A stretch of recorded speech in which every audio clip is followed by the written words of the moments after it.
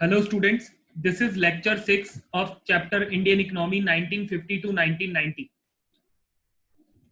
In this chapter, in this lecture, we are going to study about the foreign trade and the development in foreign trade during the period of 1950 to 1990. First question arise in front of us is what is foreign trade? So foreign trade is what nothing else but the trade between two or more than two countries. The trade between two or more than two countries is called foreign trade. Actually, it is written here, you can see. Means India से export किया जाना. Export means selling of goods and services to the rest of the world. And purchase किया जाना in India, that is import of goods and services from the rest of the world. This process of export and import is called foreign trade. 1950 में world में जो total trade होता था, foreign trade, world के total foreign trade का 1.78% India के through किया जाता था, which was actually very low. Yes, there was a need to protect our domestic industries as the industries were infant industries. ये हमने लास्ट लेक्चर में पढ़ा कि हमारी इंडस्ट्रीज जो थी वो इन्फेंट इंडस्ट्रीज थी और एक नीड थी उनको प्रोटेक्ट करने की. तो क्वेश्चन था कैसे अपनी डोमेस्टिक इंडस्ट्री को हम प्रोटेक्ट कर सकते हैं. तो to protect our domestic industries कुछ टैरिफ एंड कोटा रिस्ट्रिक्शंस लगाए गए. एक इंपोर्ट सब्स्टिट्यूशन पॉलिसी यूज की गई, इनवर्ट ट्रेड पॉलिसी यूज की गई. ये इंपोर्ट सब्स्टिट्यूशन क्या होता है? तो it refers to a policy of replacement और substitution of import by domestic production. ये रेफर करता है इस बात को कि जो product Indians are purchasing from the rest of the world, उसके रिप्लेसमेंट ढूंढे जाए अपनी कंट्री के अंदर और हम अपनी कंट्री के बने हुए प्रोडक्ट को खरीदें. इससे अपनी कंट्री की इंडस्ट्रीज प्रमोट होंगी क्योंकि उनका बनाया हुआ प्रोडक्ट मार्केट में सेल होगा, उनकी डिमांड होगी और वो कंट्री ग्रो होने लग जाएंगी. तो इंपोर्ट सब्स्टिट्यूशन मींस रिप्लेसमेंट और substitution of import by domestic product. एक एग्जांपल ले लेते हैं बच्चों. जब तक हम लोग वोडाफोन और एयरटेल से इंटरनेट फैसिलिटी उनकी यूज करते थे, आज भी जो एयरटेल और वोडा कनेक्शन यूज करते हैं वो जानते हैं कि जब वो अभी जियो के आने से पहले जब 1 GB नेट खरीदते थे तो I think 200 to 300 they have to pay only for 1 GB validity 1 month. अब 1 GB कितना चलने वाला था? 1 day 2 day. मीन्स बहुत कम इंटरनेट बहुत ज्यादा प्राइस पे मिल रहा था. लेकिन जैसे ही हमारी domestic industry that is Reliance industry ने जियो निकाला कनेक्शन, आप जानते हैं उसके बाद लगभग 1 रुपीज पर केजी पर GB, sorry 1 rupees per GB आपको इंटरनेट मिलने लग गया.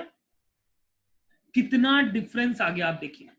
ये बेनिफिट होगा हम इंडियंस को अगर हम अपने डोमेस्टिक प्रोडक्ट को ही परचेज करें in place of purchasing goods from the rest of the world. तो दिस इज कॉल्ड, गवर्नमेंट ने उस टाइम पर, क्योंकि वो जानती थी कि इंडियन इंडस्ट्री तो अभी नई नई बनी है, इन्फेंट इंडस्ट्री है, पनप रही है, शुरू हुई है, अगर उनको अभी प्रोटेक्ट नहीं किया गया, फॉरेन प्रोडक्ट हम खरीद रहे हैं तो उनके तो प्रोडक्ट कोई खरीदेगा ही नहीं और वो आगे बढ़ ही नहीं पाएंगी. इंप्रूव होने से पहले, ग्रोथ पाने से पहले ही वो बंद हो जाएंगी. तो बेसिक एम यही था बच्चों, to save domestic industry from foreign competition. बाहर के कंपटीशन से अपनी डोमेस्टिक इंडस्ट्रीज को सेव करना. इसका ऑब्जेक्टिव ये था कि saving of production foreign exchange, saving of foreign exchange, foreign exchange reserve को सेव किया जाए. यहां प्रोडक्शन वर्ड हम हटाते हैं क्योंकि ये गलत लिखा है. It is precise, precious. जो एक्चुअली फॉरेन एक्सचेंज क्या होता है बच्चों? It's a reserve of foreign currency which RBI maintain with itself. RBI अपने पास फॉरेन करेंसी का एक अच्छा खासा रिजर्व बनाकर रखता है। अब इसकी इंपॉर्टेंस क्या है, तो इमरजेंसीज के टाइम पर जब हमें अब्रॉड से एमुनिशंस, वेपन वॉर के टाइम पे खरीदने होते हैं, कोई फाइटर प्लेन खरीदने होते हैं, या फिर अगर हम बात करें किसी नेचुरल कैलामिटी सिचुएशन की, तो उस टाइम पर हमें नेसेसरी प्रोडक्ट्स अब्रॉड से परचेज करने हैं, तो we can purchase when we have foreign exchange or foreign currency, reserve of foreign currency. So that's why foreign currency reserve is very precious, very important for us. और वो save होता है अगर हम अपनी डोमेस्टिक इकोनॉमी के बने product खरीदते हैं, बाहर से नहीं खरीदते, क्योंकि अगर जितना ज्यादा आप इंपोर्ट करोगे आपको बाहर पैसा देना पड़ेगा। अब जो बाहर की कंट्रीज हैं वो आपका इंडियन रुपी, हमारा इंडियन रुपी एक्सेप्ट नहीं करती, वो एक्सेप्ट करती हैं अपना फॉरेन करेंसी, तो उससे हमारा फॉरेन करेंसी का रिजर्व जो होता है वो कम होने लग जाता है, और उसको सेव करना हमारा हमारे लिए बहुत फायदेमंद होता है, और वो तभी सेव हो पाता है जब हम इंपोर्ट सब्स्टिट्यूशन पॉलिसी को अडॉप्ट करते हैं। और अगर हम अपनी फॉरेन करेंसी बचा पाएंगे, ऑब्वियस सी बात है हम अपने डोमेस्टिक प्रोडक्ट्स को यूज करेंगे, इंडस्ट्रीज को ग्रो होने का मौका मिलेगा, हम कहीं ना कहीं हमारी कंट्री में हर तरीके का प्रोडक्ट मिलना शुरू हो जाएगा, हमारी कंट्री फॉरेन डिपेंडेंसी छोड़ देगी, बहुत हद तक फॉरेन डिपेंडेंसी रिड्यूस होगी, और हम सेल्फ रिलायंस यानी आत्मनिर्भर, सेल्फ डिपेंडेंट बनते जाएंगे। तो ये ऑब्जेक्टिव यहाँ पूरे होते दिखते हैं। कैसे इंपोर्ट सब्स्टिट्यूशन किया जा सकता है, तो गवर्नमेंट ने दो तरीके इसके लिए यूज करे बच्चों। सबसे पहला तरीका गवर्नमेंट ने जो यूज किया वो है टैरिफ। टैरिफ क्या होता था? Tariff actually a kind of duty levied on import goods to discourage import. Actually, the goods which we are importing from the rest of the world, at that time our Indian government wanted to reduce that import, and to reduce the import, government is started imposing tax, some sort of tax are called import duty on the imported products. जो भी product हम import करते थे उस time पर government ने उन पर इंपोर्ट ड्यूटी लगाना स्टार्ट कर दिया। उस इंपोर्ट ड्यूटी को ही टैरिफ बोला जाता है। टैरिफ इंपोर्ट ड्यूटी और एक्सपोर्ट ड्यूटी को बोलते हैं, पर एक्सपोर्ट तो प्रमोट करना हमारा ऑब्जेक्टिव था ताकि हमारे पास फॉरेन करेंसी का रिजर्व इंक्रीज हो। इंपोर्ट को डिस्करेज करना चाहते थे ताकि हमारी डोमेस्टिक इंडस्ट्री ग्रो हो। अभी हमने पीछे ऑब्जेक्टिव पढ़ा। फॉर दैट पर्पस गवर्नमेंट ने इंपोर्ट ड्यूटी लगाना स्टार्ट किया। उस इंपोर्ट ड्यूटी को ही टैरिफ कहते हैं। दूसरा एक और भी तरीका था गवर्नमेंट के पास इंपोर्ट सब्स्टिट्यूट करने का, यानी कि बाहर से चीजें लोग कम खरीदें, डिस्करेज करने का। Quotas means to fix up a limit, fixing the limit of the goods that our Indian people were importing from the rest of the world. जो भी इंडियन पीपल बाहर से इंपोर्ट कर रहे थे उस टाइम पर या आज भी कर रहे हैं, उनके ऊपर गवर्नमेंट एक कोटा फिक्स कर देती है, यानी beyond a specific limit we cannot purchase from the rest of the world. Example gold का ले सकते हैं, एक particular quantity we can bring into the India from the rest of the world. Beyond that it will be called corruption or it will be called smuggling. तो वो गलत माना जाएगा। तो कहीं ना कहीं एक लिमिट फिक्स है, तो उससे क्या होगा, बाहर से हम एक लिमिट में ही खरीदेंगे और बाकी का हम अपनी कंट्री से परचेज करेंगे, तो हमारे डोमेस्टिक प्रोडक्ट की सेल इंक्रीज हो जाएगी। तो इस तरीके से इंपोर्ट सब्स्टिट्यूशन किया जा सकता है by tariff restriction, by quota restriction. अब जैसे हमने एग्रीकल्चर सेक्टर के बारे में कंक्लूजन पढ़ा, यहाँ कुछ अचीवमेंट्स दिखाई गई है इंडस्ट्रियल डेवलपमेंट के। क्रिटिकल अप्रोच है। क्रिटिकल अप्रोच का मतलब होता है जहां अप्रिशिएट करने की नीड होगी कि इंडस्ट्रियल डेवलपमेंट के लिए गवर्नमेंट ने जो कुछ भी किया, इंपोर्ट सब्स्टिट्यूशन या इनवर्ड ट्रेड स्ट्रेटेजी अपनाई। इनवर्ड ट्रेड स्ट्रेटेजी का मतलब भी मैं आपको बताना चाहूंगा। इनवर्ड लुकिंग ट्रेड स्ट्रेटेजी का मतलब होता है वंस अगेन अपने यहाँ के बने प्रोडक्ट्स को परचेज करना, इस तरीके की पॉलिसीज अपनाना कि अपने डोमेस्टिक प्रोडक्ट्स की डिमांड बढ़ जाए और बाहर से जो चीजें हम खरीद रहे हैं वो डिस्करेज हो। Our policy were inward oriented and so we failed to develop a strong export sector. ये इसका ड्रॉबैक है, ये मैं आपको आगे बताऊंगा कि अगर हमने इनवर्ड ट्रेड स्ट्रेटेजी अपनाई तो हमारा एक्सपोर्ट गिरने लग गया उसकी वजह से, ये भी मैं आपको बताऊंगा। बट अभी फिलहाल के लिए आप ये देखिए, सबसे पहले achievements of industrial development policy क्या है, कैसे हमने अपने इंडस्ट्रियल सेक्टर को डेवलप किया और उससे हमें क्या फायदा हुआ। तो सबसे पहले बात करते हैं फर्स्ट पॉइंट की। You can see that contribution of industrial sector in GDP increases from 11.8% in 1950-51 to 24.6% in 1990-91. As we are studying this chapter during the period of 1950 to 1990, तो 1950 से 1990 के बीच में इंडस्ट्रियल सेक्टर में क्या ग्रोथ किया, तो 11.8% was the GDP in 1950-1951, which increases to 24.6% in 1990-91. It means GDP काफी ज्यादा इंक्रीज हो गई और एनुअल ग्रोथ रेट जो था इंडस्ट्रियल सेक्टर का वो रिमार्केबल था बच्चों, 6%. It was 6%, which is very high at that time. और ये हो पाया क्योंकि हमने वही जो इंपोर्ट सब्स्टिट्यूशन पॉलिसी अपनाई, अपने इंडस्ट्रियल सेक्टर का ग्रोथ किया, सब्सिडीज दी, रिबेट्स दिए, कंसेशंस दिए, जिससे हमारा इंडस्ट्रियल सेक्टर आगे डेवलप होने लग गया, जो हमने इंडस्ट्रियल डेवलपमेंट टॉपिक में पढ़ा। इंडियन इंडस्ट्रीज वर डाइवर्सिफाइड। पहले इंडिया के अंदर जो टेक्सटाइल मिल्स थी, यानी रबड़ मिल, पेपर मिल, जूट मिल, कॉटन मिल, यही कुछ थी जो कॉटन टेक्सटाइल कॉटन ही बनाती थी। लेकिन आज हम हर तरीके का प्रोडक्ट बनाने लग गए हैं। approximately every type of goods we are producing at present. Engineering goods, you know, Microsoft industry America से आई, माइक्रोसॉफ्ट इंडस्ट्री, बिल गेट्स जो उनके फाउंडर हैं अमेरिका से, ये माइक्रोसॉफ्ट पूरे वर्ल्ड में सिस्टम लगाए गए और कंप्यूटर सिस्टम्स ये स्टार्ट हुए, टेक्नोलॉजी स्टार्ट हुई। लेकिन आज उसके पार्ट्स, आईटी के सबसे ज्यादा पार्ट्स इंडिया बनाकर सप्लाई कर रहा है, क्योंकि यहाँ पर हम डाइवर्सिफाइड हो चुके हैं। हम ना सिर्फ अब खाली cotton, jute, textile, iron in तक हमारा स्कोप लिमिटेड है, बल्कि अब बहुत वाइडर स्कोप हो चुका है और हम engineering goods, consumer goods, all types of consumer goods like cell phones, watches, everything, electronic goods we are producing at present. तो वेल डाइवर्सिफाइड हो चुकी है हमारी इंडस्ट्री। अब हम कुछ प्रोडक्ट्स तक ही हमारा स्कोप लिमिटेड नहीं है। इसके अलावा मोरोवर दिस इंडस्ट्रियल सेक्टर में हमने स्मॉल स्केल इंडस्ट्रीज को डेवलप किया, जो एक बहुत बड़ा, जिसमें सिग्निफिकेंट रोल प्ले किया कंट्री में एम्प्लॉयमेंट अपॉर्चुनिटीज इंक्रीज करने। तो this was certain importance of industrial sector.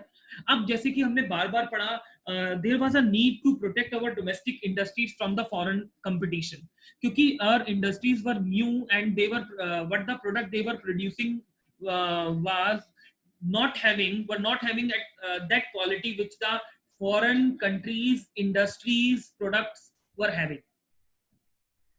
हमारे प्रोडक्ट के अंदर वो उतनी क्वालिटी नहीं थी, नई नई इंडस्ट्री बनी थी तो इतनी बेटर क्वालिटी नहीं थी जो क्वालिटी उनके प्रोडक्ट्स, उनकी इंडस्ट्रीज के बनाए प्रोडक्ट की थी। तो अगर कंपटीशन होता तो सर्टेनली उनके प्रोडक्ट्स को हर कोई परचेज करता, हमारे प्रोडक्ट्स को परचेज नहीं करता, क्योंकि उतनी शार्पनेस, उतनी क्लैरिटी, उतनी क्वालिटी नहीं होती। तो कहीं ना कहीं हमारी इंडस्ट्रीज पीछे रह जाती, शायद जैसे वो शुरू हुई थी वैसे ही बंद भी हो जाती।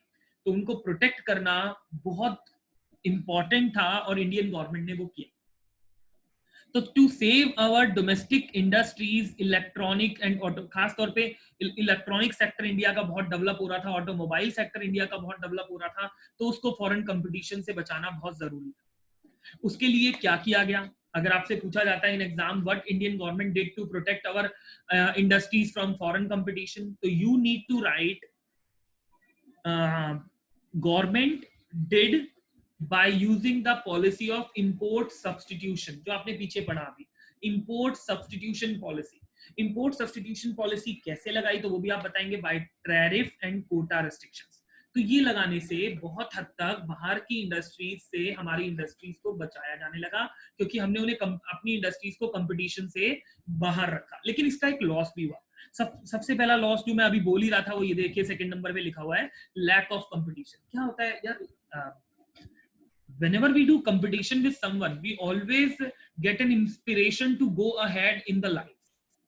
जब भी हम किसी से कंपटीशन करते हैं तो हमें एक इंस्पिरेशन मिलती है जिंदगी में आगे बढ़ने की, वो यार नहीं मिल पा रही यार, that we are not getting here because we are not having any kind of we were not having any kind of inspiration at that time, because हमें कंपटीशन से ही बाहर रखा जा रहा था, तो हमें पता ही नहीं लग रहा था कि उनके प्रोडक्ट की क्वालिटीज क्या है और उससे बेटर हम क्या कर सकते हैं। आगे बढ़ने के लिए कंपटीशन होना बहुत जरूरी था, बट वो कंपटीशन यहाँ नहीं हो पा रहा था टैरिफ और कोटा रेस्ट्रिक्शंस की वजह से, क्योंकि टैरिफ टैक्सेस लगते थे इंपोर्ट करने पर, तो लोगों ने इंपोर्ट करना बंद किया, और इंपोर्ट करने बंद करने से वहां के लोगों ने प्रोडक्ट को हमारी डोमेस्टिक इंडस्ट्रीज के प्रोडक्ट खरीदने स्टार्ट कर दिया। वो जैसे भी थे वैसे ही खरीदने स्टार्ट कर दिए। उनकी क्वालिटी में कोई इंप्रूवमेंट इसलिए नहीं आया क्योंकि उनको कंपटीशन में ये पता ही नहीं लगा कि क्या बेटर लाना है। जैसे आज एक इंडस्ट्री एक सेलफोन लाती है तो उसको पता लगता है दूसरी इंडस्ट्री ने उससे बेटर सेलफोन प्रोड्यूस कर लिया है,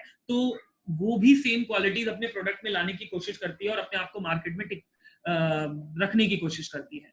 तो वो कंपटीशन ही होता है जो आगे बढ़ने के लिए इंस्पायर करता है, लेकिन वो नहीं था, उसका लैग था।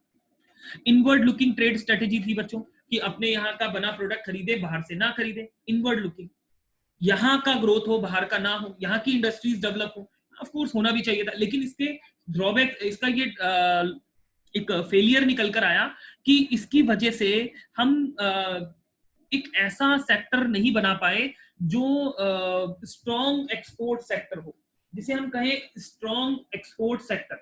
मैं यहां इसको बताना चाहूंगा हुआ क्या कि प्रोटेक्शन किया गया फॉरेन कंपटीशन का थ्रू इंपोर्ट सब्स्टिट्यूशन। जैसे मैंने आपसे कहा, it enable the development of indigenous industries in the area of electronic and automobile sector which otherwise could not have developed. However, this protection had two drawbacks. पहला, inward looking trade strategy. Our policy were inward oriented and so we failed to develop a strong export sector. भाई अपने यहाँ के जो भी product बन रहे हैं बस वही आप खरीदिए, क्योंकि if you are purchasing it from the rest of the world you have to pay huge import duty on that.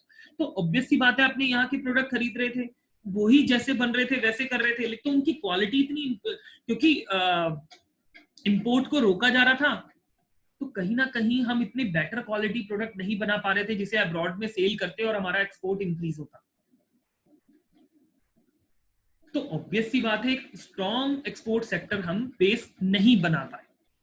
अब बात करते हैं लाइसेंस पॉलिसी की बच्चों, ये भी बड़ा इंपॉर्टेंट है समझना, लाइसेंस पॉलिसी। तो ये मैं कुछ बातें बता रहा हूं आपको इंडस्ट्रियल सेक्टर के, कोई क्रिटिकल अप्रोच अप्रेजल यहाँ पर आपको दे रहा हूं, जिसमें मैंने 3 बातें आपको ये बताई थी जो काफी सिग्निफिकेंट इंडस्ट्रियल डेवलपमेंट के अचीवमेंट्स को दिखाती हैं। यहाँ पर एक प्रॉब्लम मैंने आपको बताया कि जब हमने प्रोटेक्ट करने की बात की, 4th पॉइंट है, ये डी लिखा हुआ है आप देख सकते हो, तो उसमें कुछ ड्रॉबैक्स निकल कर आए। तो ये अपने आप में पेपर में क्वेश्चन बनकर आ सकता है, इसलिए मैंने इसको एक अलग उसमें दे दिया। इसके बाद 5th पॉइंट था लाइसेंसिंग पॉलिसी का। इंडस्ट्रियल सेक्टर में लाइसेंसिंग पॉलिसी लाई गई बच्चों। आपने पीछे पढ़ा industrial development and regulation act 1951 के under, if any industry want to open a new branch, want to produce a new product और expand, want to expand itself, means setting up a new industry, तो they these industry need to take a license from the government first, तो which help government. अब इससे benefit तो ये हुआ उस समय पर कि गवर्नमेंट को पूरा कंट्रोल मिला प्राइवेट सेक्टर के ऊपर, कि वो लाइसेंस देते थे तो कंडीशंस रखकर देते थे जिससे उनका कंट्रोल बना रहता था प्राइवेट सेक्टर के ऊपर। बट इसके 2 ड्रॉबैक्स भी थे, इसका मिसयूज किया जाने लगा। जो बड़े बड़े इंडस्ट्रियलिस्ट थे वो क्या करने लगे, वो क्योंकि देवर प्रॉस्परस थे, वो बहुत उनके पास सफिशिएंट रिसोर्सेज थे, तो बड़ी आसानी से they were able to take license from the government. वो हर चीज, हर अपने नए प्रोडक्ट के लिए, हर चीज के लिए लाइसेंस ले लेते थे, तो नई इंडस्ट्रीज को पनपने का मौका ही नहीं मिलता था, प्रमोट होने का मौका ही नहीं मिलता था। जो पहले से चली आ रही थी वही चली आती थी। और लाइसेंस लेने की दूसरी प्रॉब्लम ये थी कि बच्चों जो ये लाइसेंस लेने का प्रोसेस था ना, this was really time consuming. तो ये कुछ लाइसेंसिंग सिस्टम में प्रॉब्लम थी, बट यस गवर्नमेंट को इन्होंने एक सपोर्ट दिया to control the industrial sector. 5th point है यहाँ पर to control the private industrial sector. Actually public sector की बात करें, इंडस्ट्रियल सेक्टर में पब्लिक सेक्टर का बहुत बड़ा रोल था, क्योंकि गवर्नमेंट ने उस टाइम पे अपने पीएसयूज स्टार्ट किए, public sector unit undertakings start की। जैसे मैंने आपको बहुत सारे नाम पहले भी गिनाए, दोबारा से बोलना चाहूंगा, जैसे गवर्नमेंट की steel authority India limited company है, भारत पेट्रोलियम है, इंडियन ऑयल कॉर्पोरेशन है, या महानगर टेलीफोन निगम लिमिटेड जो है थे, पहले मारुति इंडस्ट्रीज भी इंडिया की ही थी। आई मीन अब तो मर्जर हो चुका है उसमें सुजुकी का, पर पहले मारुति स्टार्टेड एज PSU। तो इस तरीके की जो बहुत सारी इंडस्ट्रीज थी जो पब्लिक सेक्टर ने स्टार्ट की, मेनी इंडस्ट्रीज आर हियर। हम इनको 3 कैटेगरीज में डिवाइड करते हैं, मिनी रत्नास, नवरत्नास, महारत्नास। तो इतनी लगभग ये 100 के आसपास जो ये इंडस्ट्रीज है, इतनी इंडस्ट्रीज गवर्नमेंट की, इन्होंने रिमार्केबल काम किया, बहुत अच्छा परफॉर्म किया और बहुत स्ट्रॉन्ग इंडस्ट्रियल बेस दिया इंडिया को। लेकिन ये भी पेपर में क्वेश्चन बन के आ सकता है, क्या इसके भी कोई ड्रॉबैक थे? तो यस, इसके भी कुछ ड्रॉबैक्स थे। पहला ड्रॉबैक था कि public sector continued monopoly in that sector also, where private sector was performing well, like communication and hotel industry। मतलब कुछ ऐसे सेक्टर थे जहां पर प्राइवेट सेक्टर सबसे ज्यादा रिमार्केबल काम कर सकता था। होटल इंडस्ट्रीज थी, कम्युनिकेशन था। जैसे आप 1991 के बाद जब ये लाइसेंसिंग सिस्टम हटा दिया गया, अब नहीं है लाइसेंसिंग सिस्टम इतना हर सेक्टर में, कुछ गिनी चुनी 2-3 इंडस्ट्रीज हैं या कुछ सेक्टर्स पर्टिकुलर फिक्स कर दिए जहां पे लाइसेंस की जरूरत है, बहुत रिड्यूस करके। लेकिन बाकी सारे एरियाज में अब लाइसेंस लेने की नीड नहीं है। तो प्राइवेट सेक्टर आज होटल इंडस्ट्रीज में, कम्युनिकेशन में, ट्रांसपोर्टेशन में, बैंकिंग में, इंश्योरेंस में, सभी में काम कर रहा है। लेकिन उस टाइम पर क्योंकि लाइसेंसिंग सिस्टम था, तो पब्लिक सेक्टर ही अपनी मोनोपोली रखे हुए था, प्राइवेट सेक्टर को वहां काम करने का मौका नहीं मिल पा रहा था। तो ये एक ड्रॉबैक था। दूसरा, as a result precious funds of public sector canalised into area where private sector could have been easily engaged. कुछ ऐसे भी एरियाज थे जहां पे ह्यूज कैपिटल की रिक्वायरमेंट नहीं है, वहां प्राइवेट सेक्टर काम कर सकता है, पर क्योंकि गवर्नमेंट के पास फंड थे, गवर्नमेंट ने वो काम भी खुद ही शुरू कर दिए, प्राइवेट सेक्टर को वहां काम करने का मौका नहीं मिल पाया। और एक प्रॉब्लम ये भी था कि अगर बहुत सारी पब्लिक सेक्टर इंडस्ट्रीज जो थी वो स्ट्रॉन्ग इंडस्ट्रियल बेस दे रही थी, प्रॉफिट में जा रही थी, तो बहुत सारी लॉस में भी जा रही थी, और उनके लॉसेस की वजह से गवर्नमेंट को हर साल बहुत सारा नुकसान भी होता था। पर अगर ये कहा जाए तो finally the role of public sector should be in that area. मतलब एक्चुअली अगर कंक्लूजन देखा जाए तो ये कंक्लूजन ये है कि पब्लिक सेक्टर का रोल वहां सब जगह होना चाहिए था जहां जहां सोशल वेलफेयर की रिक्वायरमेंट थी, हर जगह नहीं। But actually what happened at that time, public sector role was everywhere। तो प्राइवेट सेक्टर को काम करने का मौका 1950 टू 1990 के बीच में इतना नहीं मिल पाया था। मैं बार बार कहूंगा 1990 तक की बात कर रहा हूं, अब प्राइवेट सेक्टर खुलकर काम कर रहा है। तो बच्चों, यहाँ चैप्टर खत्म होता है। एक बारी शॉर्ट में कंक्लूजन देख लेते हैं। एग्रीकल्चर सेक्टर में हमने क्या किया, फूड ग्रेन में सेल्फ सफिशिएंट हुए, इंटरमीडिएट्स को एबोलिश किया और लैंड रिफॉर्म किया। इंडस्ट्रियल सेक्टर में क्या किया, मोर डाइवर्सिफाइड इंडस्ट्रियल सेक्टर हमने प्रोवाइड किया। मतलब वी जस्ट प्रोवाइड स्ट्रॉन्ग, मतलब हमने एक इंडस्ट्रियल डेवलपमेंट करना स्टार्ट किया, स्ट्रॉन्ग इंडस्ट्रियल बेस कंट्री को देना स्टार्ट किया। परफॉर्मेंस जो थी पब्लिक सेक्टर अंडरटेकिंग्स की वो बहुत ज्यादा सेटिस्फैक्टरी नहीं थी, इसीलिए फिर प्राइवेट सेक्टर का इन्वॉल्वमेंट 1991 से होना स्टार्ट हुआ। फॉरेन ट्रेड की बात अगर करें तो हमने, जैसे मैंने कहा, इनवर्ट ओरिएंटेड पॉलिसी पर काम किया कि अपने खुद की यहाँ के इंडस्ट्रीज को डेवलप करें, बाहर की चीजें ना खरीदें, जिसकी वजह से हम कहीं ना कहीं एक अच्छा स्ट्रॉन्ग एक्सपोर्ट सेक्टर नहीं दे पाए, और सेल्फ रिलायंस हम होने की कोशिश करने लगे डोमेस्टिक इंडस्ट्रीज के को प्रोटेक्ट करके, और वो काफी हद तक हम सक्सेसफुल भी हुए, जिसकी वजह से आज इंडिया की बहुत सारी इंडस्ट्रीज बहुत सक्सेसफुल हैं और इंटरनेशनल लेवल पर they are actually working at present. So dear students, thank you. This chapter also has been completed now, and हमारा आज finally एक और chapter complete हो गया है।